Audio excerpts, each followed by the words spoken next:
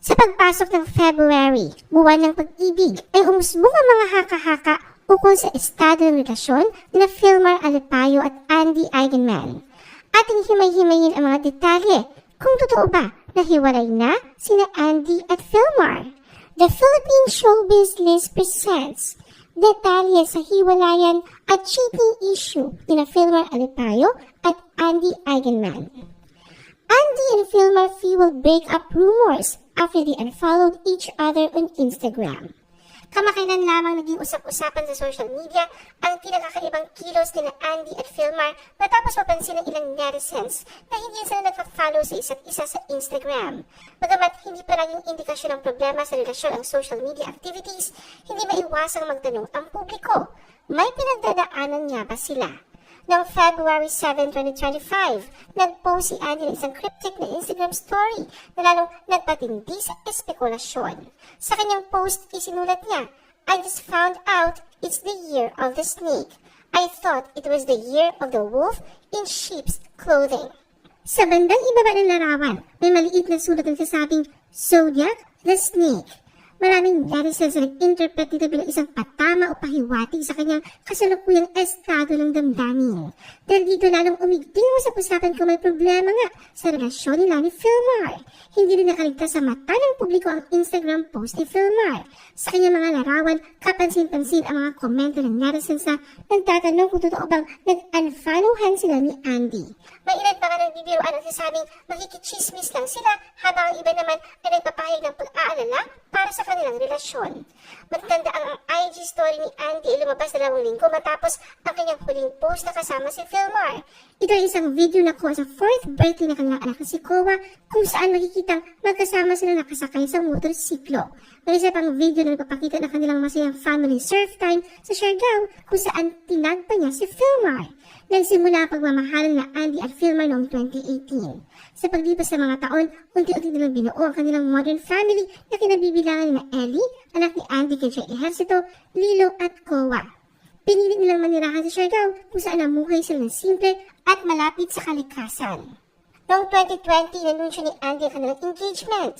Bagamat walang konkretong plano para sa kanilang kasal, mula noong engagement, nabanggit ni Andy noong 2024 na ipinagpaliban nila ito dahil sa biglaang pagpanaw ng kanyang ina na si Jacqueline Jose.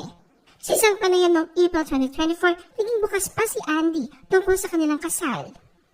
Filmar responded to Andy's accusation. Sa gitna ng mga umiinit na usapin online, naging sentro ng atensyon sina Filmar at Andy matapos lumabas ang mga balibalitang may kinalaman sa umano'y pagloloko ni Filmar. Nag-umpisa ang kontrobersya ng kumalat ang isang larawan ni Filmar kasama ang isang babae na hindi agad nakilala ng publiko. Habang patuloy na pinag-uusapan ito, naglabas ng mga makahulugang post si Andy sa kanyang Instagram story na tila nagpapakita ng kanyang saloobin. Isa sa mga ito ay tumukoy sa Year of the Snake na binigyan kahulugan ng marami bilang pahiwatig sa kasalukuyang sitwasyon ng kanilang relasyon. Bukod pa rito, nagbahagi rin si Andy ng emosyonal na mga post na tila nagpapakita ng kanyang pagkalito at paghihirap sa gitna ng kontrobersya. Samantala, hindi rin nanahimik si Filmar at naglabas din ng mga cryptic post sa kanyang social media. Isa sa mga post niya ay may mensaheng, "Kilala niyo naman kung ano ang pagkatao ko, so siguro kilala din ninyo kung ano siya. Huwag na natin pahabain pa ang lahat." Isa pang post naman na nagsabi, "Kung ano man ang nabasa nyo, totoo yun. Wala nang dapat itago kasi mas magiging mahirap lang." Sa kanyang huling IG story, sinabi niya, "You can call me a cheater and ugly now." Pero nagpapasalamat siya sa mga taong nag-message at nakakakilala sa kanya. Kasabay nito, nag-iusap-usapan din ang matching tattoo na 224 na mayroon si Filmar at ang Swedish photographer na si Pernilla Schuh. Ang tattoo na ito nangahulugang 2 today, 2 tomorrow, 4 forever. Ayon sa mga ulat, itinuturing ni Pernilla si Filmar bilang isang nakababatang kapatid. Kilala si Pernilla sa kanyang kahusayan sa underwear photography, isang hilig na nagsimula nung una siyang sumubok mag-dive ilang taon na nakalilipas. Simula noon, mas pinahusay niya kanyang kakayahan sa larangan na ito at nag-invest sa mga dekalidad na kagamitan. Si Pernilla ay nanirahan na sa Pilipinas mula pa noong 2013. Siya rin ang kumuha ng mga underwater maternity photos na Andy at Filmar nung nanunsyo nila kanilang engagement noong 2020. Bukod pa rito, nakatrabaho na rin niya sa General Mercado at Del Estilo para sa isang diving photoshoot. Jade shared a cryptic post possibly reacting to the Andy and Filmar issue. Samantala, muli naging sentro ng atensyon si Jake Ejercito matapos niyang magbahagi ng isang cryptic post sa kanyang Facebook account. Sa simpleng mensahe na wala akong feelings about it, hindi binigyan ng kahit anong karagdagang paliwanag o konteksto. Dahil dito maraming netizens ang nagkaroon ng kanya-kanyang interpretasyon at spekulasyon kung ano o sino nga ba ang tinutukoy ni Jake. Agad na umani ng iba't ibang reaksyon at shares online ang naturang post. May mga naniniwalang ito ay may kinalaman sa lumalalang issue na kinasasangkutan ni na Andy at Philmar na kamakailan lang naging viral sa social media. Na sa nakaraan na Jake at Andy bilang dating magkasintahan at magulang na kanilang anak na si Ellie, hindi maiwasan ng ilan na isipin na maaaring ito ang pinanggagalingan ng kanyang misteryosong pahayag. Gayunpaman, may baring naniniwalang ito ay maaaring konektado sa personal na buhay ni Jake na hindi naman nangangailangan ng kaugnayan sa anumang issue o kontrobersya. Maaaring ito ay simpleng random na saloobin lamang na kanyang naisip at binahagi online. Sa kabila na kaliwat ka ng espekulasyon, nanatiling tahimik si Jake at hindi sumagot sa mga komento ng mga netizens na nagtatanong kung ano nga ba talaga ang ibig niyang sabihin. Filmer's past issue involving another woman. Noong May 2024, matatagaan naging usap-usapan sa social media sila Andy at Philmar matapos kumalat isang controversial video na nagpakita kay Philmar kasamang isang babae na kinilalang si Krisa Habibi, isang content creator. Sa turang video, makikitang magkatabi sila Philmar at Krisa habang nag-uusap. Sa isang bahagi ng clip, bahagyang inilapit ni Philmar ang kanyang ulo sa mukha ni Krisa at makikitang hinawakan niya ito sa bewang habang tila pabirong tinatsakan ang binti ng babae. Agad na nag-viral ang video at umayon sa butsaling na aksyon mula sa netizens. Marami ang ibigay na kanilang opinyon kung saan karamihan ay nagtanong kung may namamagitan nga pa sa dalawa. Hindi nagtagal, tinanggal ni Chris ang naturang video mula sa kanyang TikTok account na ginamitan ng kantang Week ng SWV bilang background music. Gayunpaman, na-re-upload ito ng ilang netizens kahit patuloy pa rin itong kumalat sa iba't ibang social media platforms. Hindi nagpatupig-tupig si Andy at agad na nilabas na kanyang saloobin tungkol sa issue. Ipinahayag niya kanyang pagkalismaya sa babae na sa video, binigyan diin na ang clip ay malino na inedit at ipinost para lamang sa pansariling atensyon sa social media. Ayon kay Andy, hindi siya naapektuhan sa kung ano man ang pinapahiwatig ng video, ngunit hindi siya natuwa sa ginawang pagmanipula sa footage para lamang sa kontrobersya. Samantala, nagsalita si Krisa sa isang hiwalay na TikTok video upang linawin ang issue.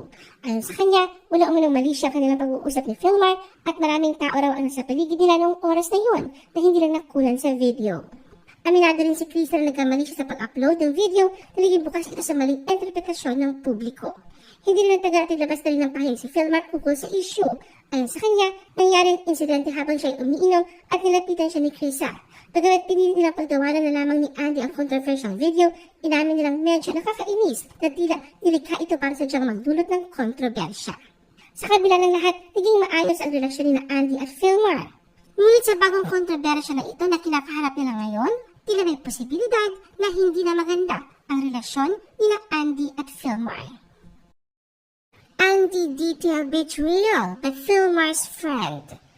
Kumakalat naman ngayon sa social media ang serye ng Instagram stories ni Andy na nagbigay ng karagdagang detalye sa kanyang mga naunang post na nagbunsod ng espekulasyon tungkol sa umano'y hiwalayan nila ni Philmar.